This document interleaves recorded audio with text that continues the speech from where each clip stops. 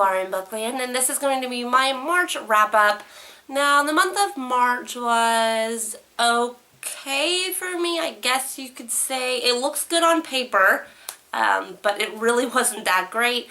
My goal every month is to read 10 books. I read 9 last month, 4 novels, 2 graphic novels, a novella, and 2 short stories.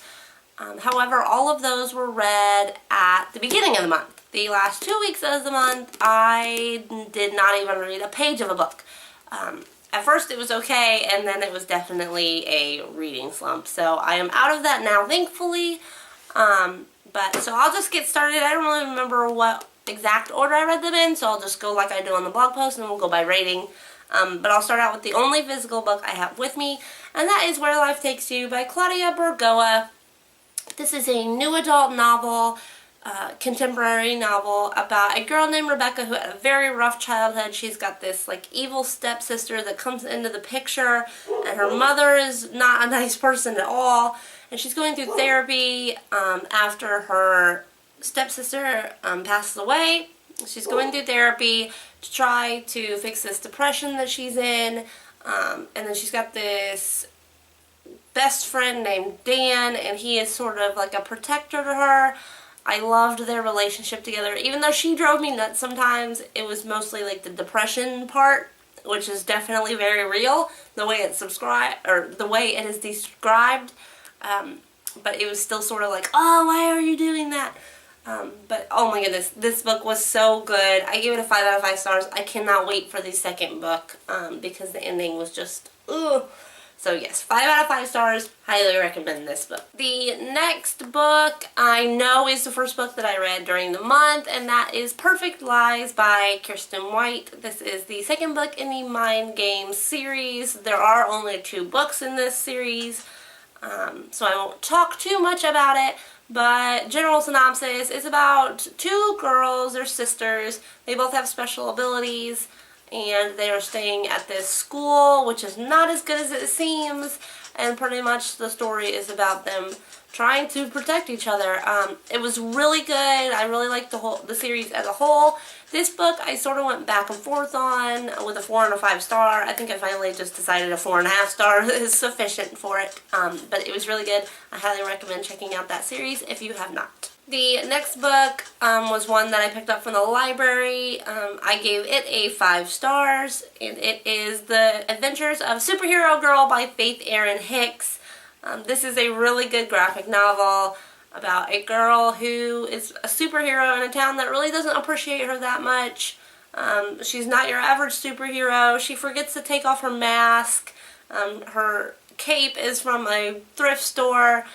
It was just really good. I really love Faith Erin Hicks' writing. I've read Friends by her, Friends with Boys by her, and I will definitely be picking up more of her work, and I highly recommend it. And like I said, I gave this a 5 out of 5 stars. The next book is a novella, and that is Annie and Fia, which is the prequel to the Mind Games series. It was just a really short story about pretty much what happens before they go into the school. And it was good. I gave it a 4 out of 5 stars. It was pretty short. The next book is a book I was on a blog tour for, and that is called Peaceful Genocide by J.A. Williams. This book was very interesting. It's about a group of kids, specifically a boy named Deuce and a girl named Mitzi, and they can remember everything. Every conversation they've ever had, what they were wearing, you know, on a certain birthday, everything. And they are put into this, what they think is a sort of research facility. And yeah, it was good. It was a pretty good book. It definitely went somewhere I didn't think it was going to go. I was surprised by the sort of twist at the end. And I gave this a 4 out of 5 stars. The next 2 books were short stories, and that was Delilah Dusticle, and then the sequel to that was Delilah Dusticle's Transylvania Adventure by A.J. York. These are short stories, middle grade short stories, about a girl who is a dust eradicator.